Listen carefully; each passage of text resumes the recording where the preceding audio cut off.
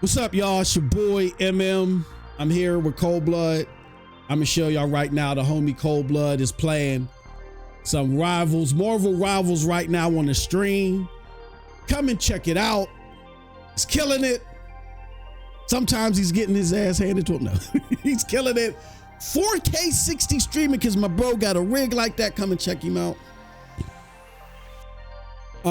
Something that we're trying to do new on the weekends, but something else I want to do, which I'm doing too, is I had promised you guys yesterday that I would have a full-fledged video responding to Doc Dark, because I did a lot during the live stream, but I wanted to have more of a condensed, less theatrical, just breakdown of what Doc was trying to claim versus what we are saying about the narrative that PlayStation is in trouble. Because we're playing more Xbox games. These are his words. Xbox games than we're playing PlayStation games. And of course, Cold Blood is in the background too. I don't care. He might care to chime in and say something every now and again, because this isn't like the atypical freeform video. And I want to show you guys the actual video from Doc. This is Doc's video. So definitely go check it out. This is my brother in the car. He's chilling. He's been listening. He took off the tank top. He's been listening to some Celine Dion. He's been crying. You can see the tear ducts. He done wiped off his face, and he made a video in the car because he don't want anybody else to hear his shenanigans and I guess try to stone him for his crazy rhetoric, right? Shout out to Doc, man. I love Doc. I love him. I love him. Like I said, I love him like a kid I don't pay child support for. You know what I'm saying? He's lost his ever-loving mind. Look at him, man. Doctor went crazy. Look at him. He done went psycho, but that's okay. That's my brother. I love him. Like I said, this is all in fun and games and jest with a tad bit of edutainment, educational entertainment. Here's the problem. Doc is claiming that Xbox games being played on PlayStation is bad for PlayStation. He said Xbox games. That's been his theme. He didn't start off saying this, that, oh, Call of Duty being the #1 game on PlayStation is bad. He's not saying, oh, live service games not being in abundance owned by Play. That's not how he started this off. He said Xbox games being played on PlayStation is bad for PlayStation, right? He's tried this lyrical habuki to try to make it make sense. After he heard my video and after he heard Porter Rock's video, I guess he's gone back out to he's gone to the drawing board again. He's gone back out into the woods. Drove his car out in the woods, and he's trying it again. And the only reason why I'm addressing this time is because he mentioned me again, and he mentioned me again incorrectly. He said that, hey, the reason why, and basically what he's saying is the reason why I addressed MM2K in this tweet is because MM2K was first making a pocket watching claim on behalf of the Sony fanboys. And now he's trying to talk for the gamers. And he's claiming that my original tweet didn't speak for the gamers, where now I'm trying to do that. Absolutely bogus. It just shows that Doc does not understand this. He's great at creating hypothesis and speaking those hypotheses to you, but time and time again, we've discovered that his hypotheses are not correct. They're entertaining to hear, support my brother, but if you're looking for actual factual outcomes, when the dust settles, he's on the other side. He did not think this was going to happen with the Xbox consoles when we were telling him this. When I was telling him this on our podcast, what was I forget the name of the podcast. It's on this channel, right? The commission, right? He thought that that PlayStation would be outsold by Xbox when they joined with ABK, and that these games would become exclusive and PlayStation was done. He was wrong about that. And there's a multitude of other things. I'm not going to get into that because this is not about bashing my brother, my good brother, my very entertaining brother. Go check him out, support the channel, become a member, all that great stuff. He deserves it. This is all about correcting misinformation so it doesn't continue to get cascaded. He says in his video that I switched it up from pocket watching and talking about the business to talking about the gamer side. He also said that his new argument is that it's not that Xbox games being played on PlayStation are bad for the gamers. What he's saying is it's bad for PlayStation because PlayStation eagerly wants you to play their PlayStation games rather than you play their Xbox. Rather you play anything else. I'm going to show you why that's bullpucky. That absolutely, utterly makes no sense. And I urge Doc to stop. He said he's going to stop. He's not going to respond to this anymore. But for the sake of his sanity, stop. Number one, let's address my tweet. In my tweet, I simply say, hold on. I thought Xbox games were going to save PlayStation. With Indiana Jones charting 14th, its debut month, this spring, we know who's going to be saving who, right? And we show here that Indiana Jones debuted at 14th, but the month it debuted at 14th, it was getting beat out by Marvel Spider-Man 2 at 13th, and it got beat out by Astrobot at 8th. And I think in this video, he got the numbers wrong. Astrobot was 8th.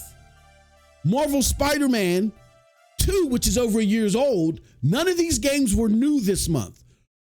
Indiana Jones was the only high-profile game, you know what I'm saying, like high-profile, like single-player game that released that month, right? That could be counted on NPD. There were other games, but they were like smaller indie games. So the bigger high-profile games, especially when they're $70, because NPD goes by money made, this should have been higher. You've had games like Suicide Squad or whatever, I believe, rank higher, games that were absolutely duds.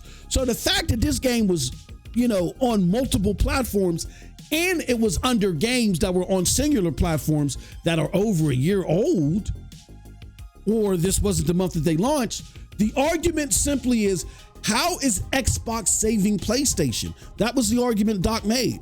How is Xbox saving PlayStation when Xbox games can't even save Xbox themselves? They don't chart or do or perform well. Nobody's on the Xbox side is talking about Indiana Jones. You notice that? Nobody's talking about it. Isn't that odd? All right. When you listen to our video from yesterday, or listen to our video from yesterday where we talked about this thing from Doc, I never switched up. I talked about from the business side why his argument was a farce. It's a farce because the reason why PlayStation is pursuing live service games is because of this. When ABK was announced, Sony lost $20 billion in stock evaluation just off the announcement of the deal, because a lot of people looked at the ABK games and said, hold on, if you got ABK games that are no longer going to be on PlayStation, that's going to heavily hurt PlayStation's value, because a lot of money that PlayStation is making is off of ABK games. So PlayStation in turn said, we have to find a way to make live service games successful on our platform just as much as ABK games. That's what they're saying.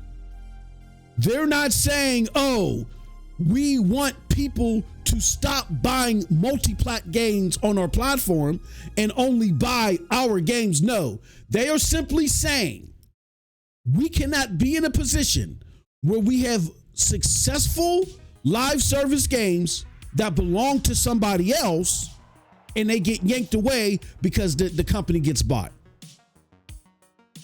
So we have to control our own live service destiny. If that purely was Doc's argument from the beginning, I would have a different reaction. He would still be off a little bit, but I would have a different reaction. Because you guys know that me and Coldblood were the only ones talking about the 20 billion market evaluation laws. So we're not one of the PlayStation creators that he's referring to. We talk about the business side all the time. It's just that he's trying to talk about it now in order to shame you from celebrating the fact that Xbox games are now have become POW to the PlayStation via the console war. He's trying to shame you into doing so by saying, "Oh, don't celebrate that, because if you celebrate that, then the PlayStation's gonna die." No. There's a big difference from PlayStation making sure that their live service games are success, that they have successful live service games, and that those are charting the top 20, then we getting Xbox games. Let me give you a prime example. What are the 5 Xbox games or 5 games that were shown at the showcase, right? The developers direct. Those were, and I'll show some more of my brother playing some Marvel Rivals. Those games were what? Ninja Gaiden 2, which for Xbox publishing, I agree with Aaron Greenberg, not Colt Eastwood the way he was trying to frame it, but for Xbox publishing, those 2 games are first-party Xbox publishing games, right? So those are 2 Xbox games that are where? On PlayStation. South of Midnight, right now is only an Xbox game, but like Phil said in the Gamertag Radio to Destin, there's no, that game is likely coming over too. All right, fine. And then we had Doom: The Dark Ages. The only one that was not an Xbox game was the obscure Expedition 33 game, right? Those 3 games that I just announced, or 4 games, none of them are live service games. So who cares if PlayStation gamers play those games? What PlayStation wants are gamers that play live service games. Gamers that frequently play live service games. They would prefer that gamers that frequently play live service games play their live service games more.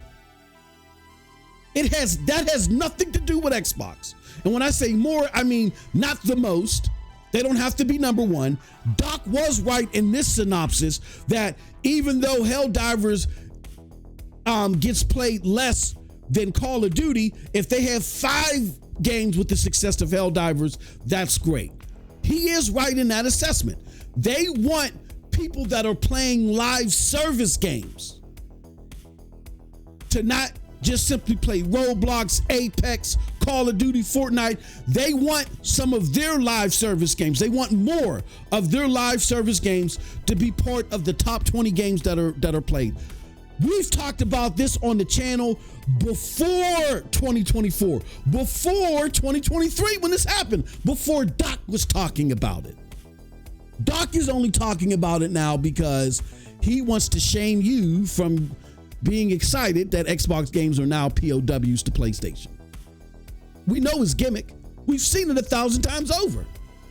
So the fact that these Xbox games in totality are coming over have nothing to do with live service, the live service desires of PlayStation. They don't want their average consumer that doesn't play live service games to all of a sudden switch what they do. They just want their live service gamers that contribute a lot of money to start looking at their games and concentrating their efforts there. But simply put, bringing over Xbox games that are not live service. 4 out of the 5 that we just seen on the Xbox showcase are not live service. Them going over to PlayStation, those are high margin transactions. Why? Because even though PlayStation is only getting 30% of those margins, of those profits or that revenue, that is a 30% that they don't have to spend anything to get. Microsoft is doing all the spending. Okay?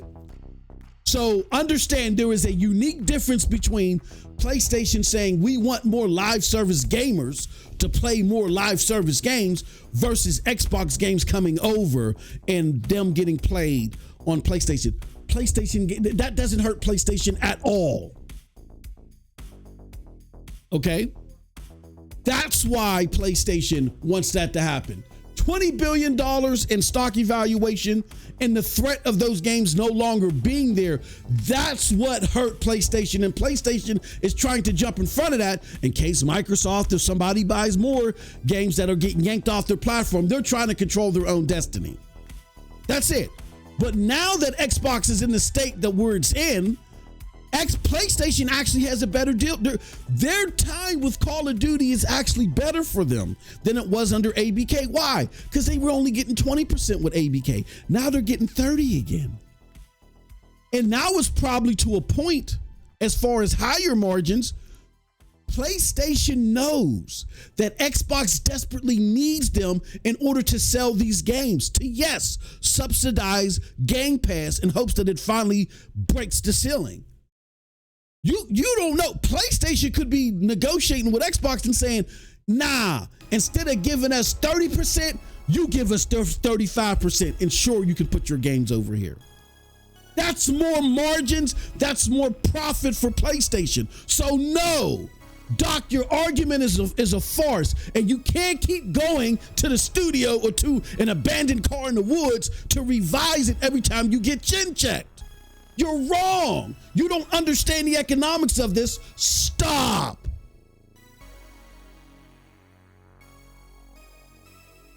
And if you want to talk about pockets, put everything on the table. Show us why PlayStation is in trouble. Don't hypothesize it. Show us. Because I can show you the reverse. The year before Xbox absorbed ABK, they made $15 billion. $15 billion.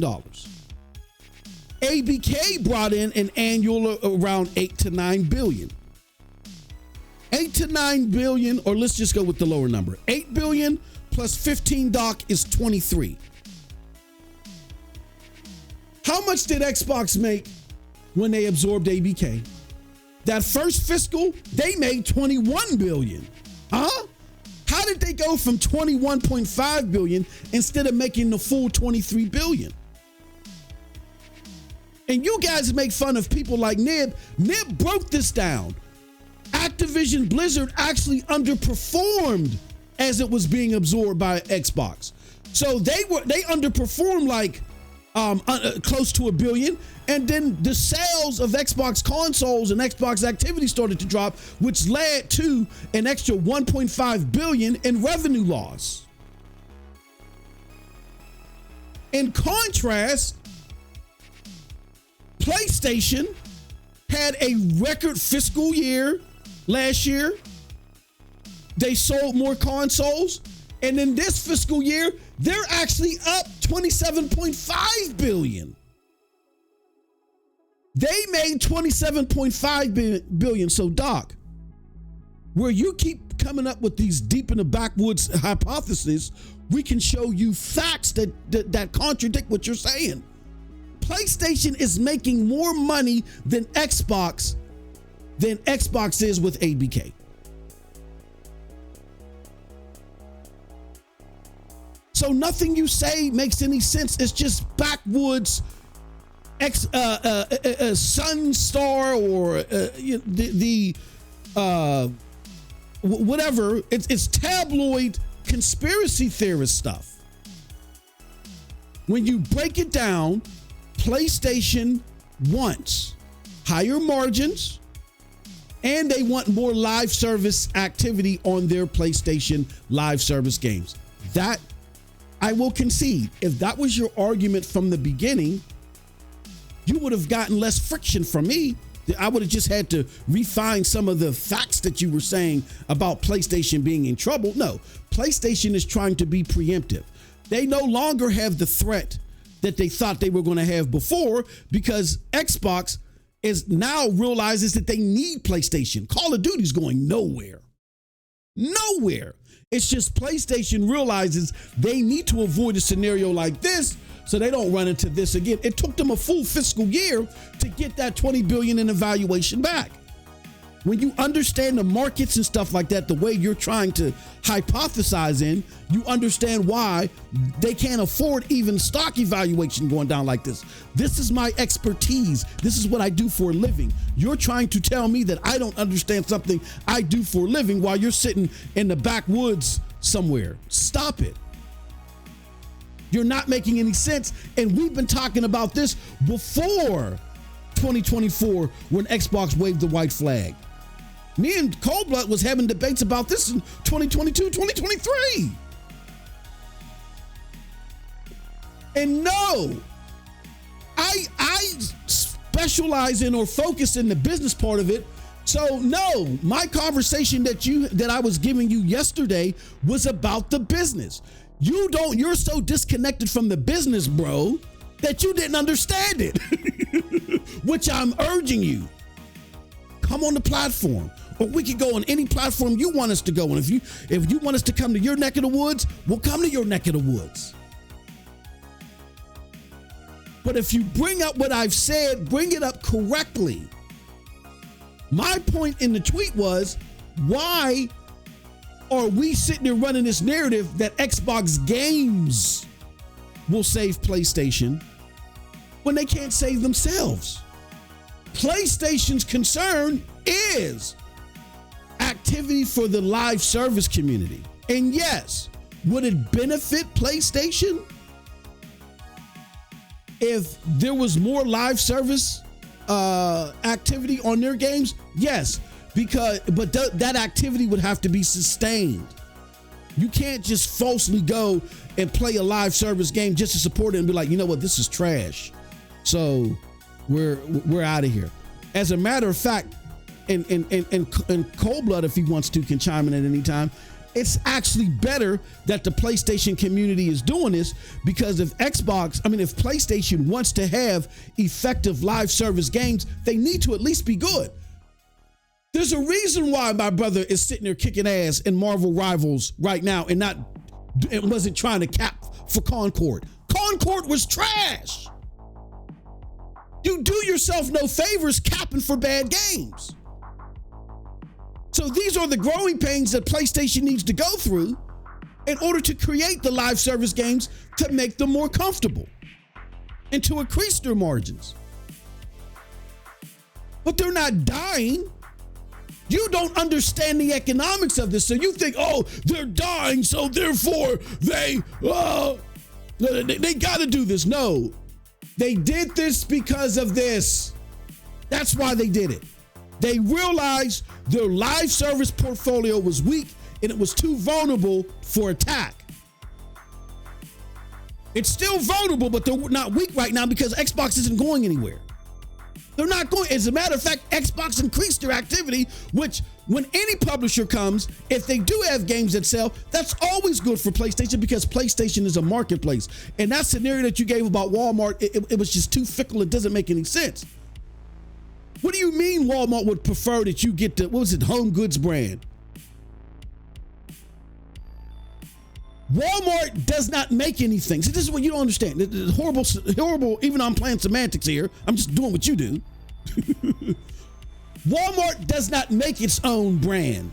Walmart licensing someone. So let's just say there's the Walmart brand cookies and the, brand cookies out there, right? Walmart makes its own cookies because they don't want people that want lower prices than the name brands. They don't want them to go elsewhere.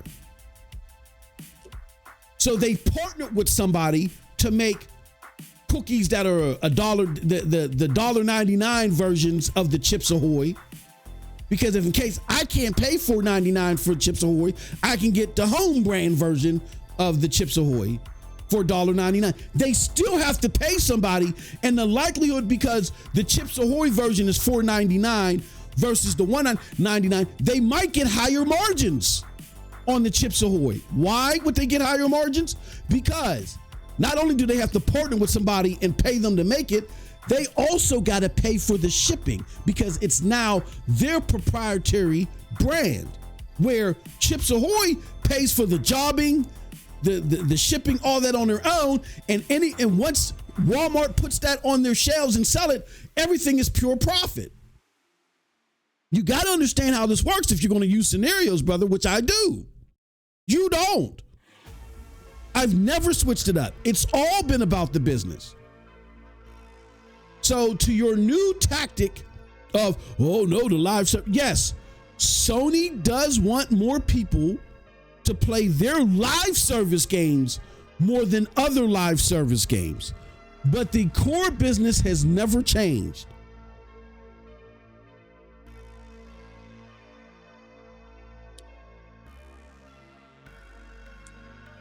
The core business remains. We use our exclusives to bring people to our platforms, so they buy the third-party games because we make the most money off the third-party games.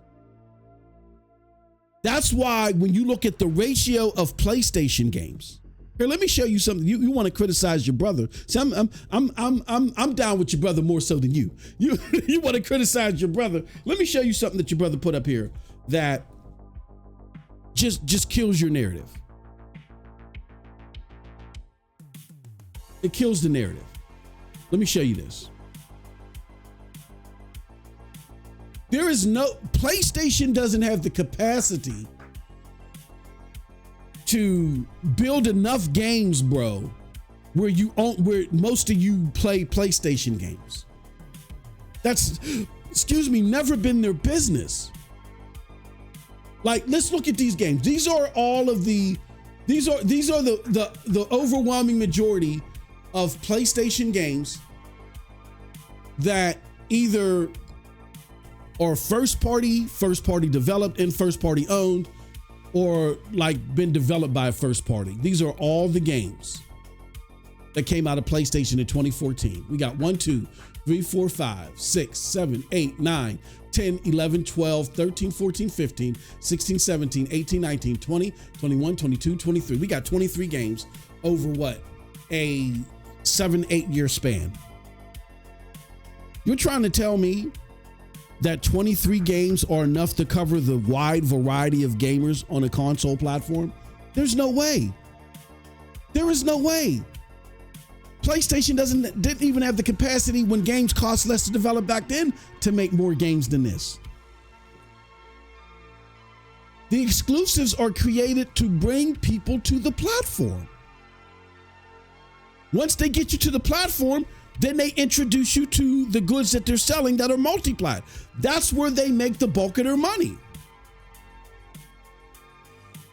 Would PlayStation prefer that you buy just their games? No. There are so many other games being made out there. They prefer to just use a small section of games to bring you to their console and let everybody else do the work and then profit off of it. Them walk around like a mafia boss and just collect their cash. The proof is in the pudding. Why do I say that? Because last fiscal year, PlayStation made $27.5 billion. I don't think Nintendo even made half of that. And Nintendo lives primarily off its own exclusives. You just got to do the simple math, Doc. You do the simple math, you'll understand that your hypothesis and your theories are bullpucky. All right? And back to this, and then I'm going to close shop and we're going to get back to this live stream. Bro, back to my tweet.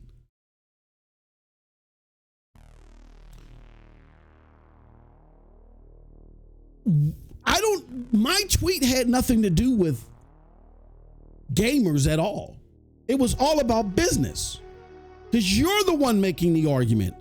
PlayStation dies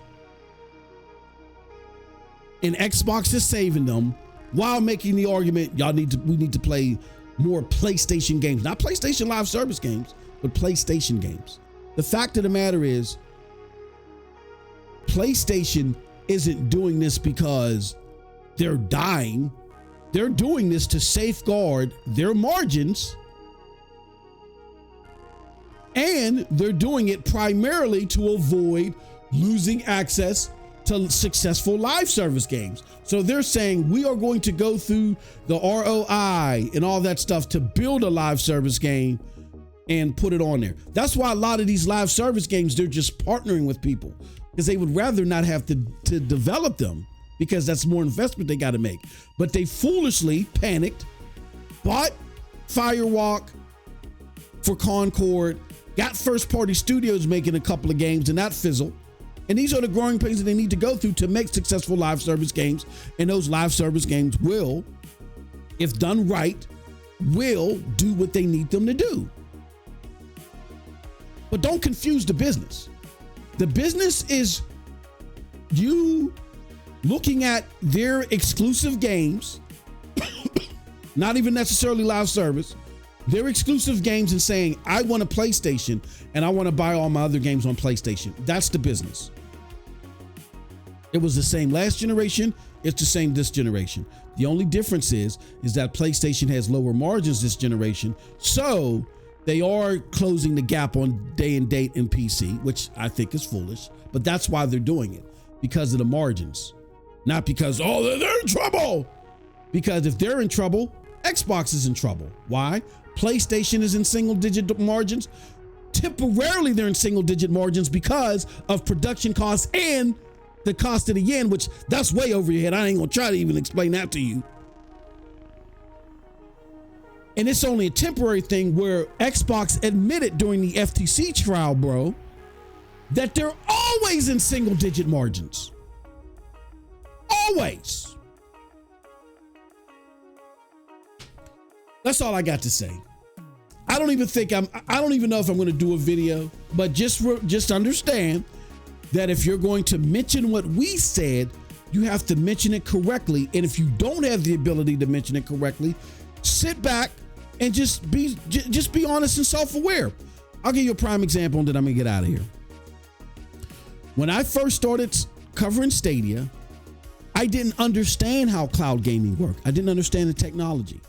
There were a few times that I went out there, but I understood dedicated gaming crazy. Like I said, they used to call me Dr. Spreadsheets. Go ask your brother.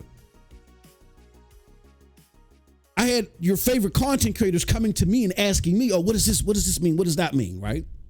I used to feed your favorite content creators. I went over to cloud gaming, not fully understanding how that worked, and was making hypotheses like you are based on dedicated gaming. And they didn't work. They didn't make, people had to check me. They said, Maz, you're not making any sense. And they schooled me, and I had to go back and correct the record. This is a correct the record moment for you. I told you, Doc, you're going through the same path that I did. Just stop fighting it. With that said, we're out of here. Shout out to my brother Cold Blood. He took a break on the gameplay. We will be back. Check out the gameplay, Marvel Rivals. Until then, you guys have a wonderful gaming day. Peace.